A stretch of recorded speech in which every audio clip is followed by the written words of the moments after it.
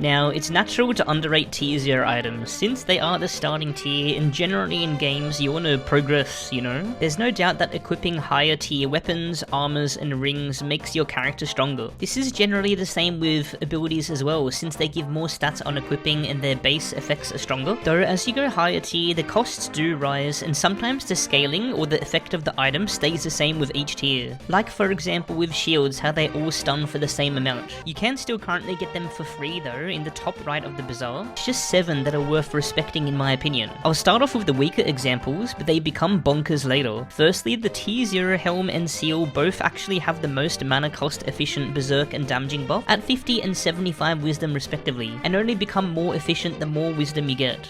So this makes them a great option if you're looking to swap them out for other items to gain other buffs, like with the Abyssal Insignia to Curse or the Tipsy Topper to get an attack boost. Especially in the Moonlight Village, since when activating the Petless Challenge for extra loot, you don't get as much mana regen. The tier 0 sheath is also great for moments like Moonlight Village, since it offers more than double of the dashes for the same mana cost than the tier 7. They're just shorter, but for moments like the Moonlight Village where you only need those short dashes of invincibility, it's really a no-brainer, since you don't need those massive distances that the tier 7 provides. The tier 0 cloak is interesting because it has the most efficient invisibility cost per mana, and most cloaks only benefit you when you leave stealth, so if you initially use the tier 0 cloak to gain the stealth, and then you swap to a cloak which gives you a better lethal strike effect, lethal strike being the buff that you gain on leaving invisibility by shooting, then yeah, you gain the other cloak's benefit for the tier 0 cloak's cost. Then there's the tier 0 prism, which you probably all already know about because of the hipster guide. This is definitely the cheapest way to jump around on Trickster and is a must-have. And last but definitely not least is the most OP one by far.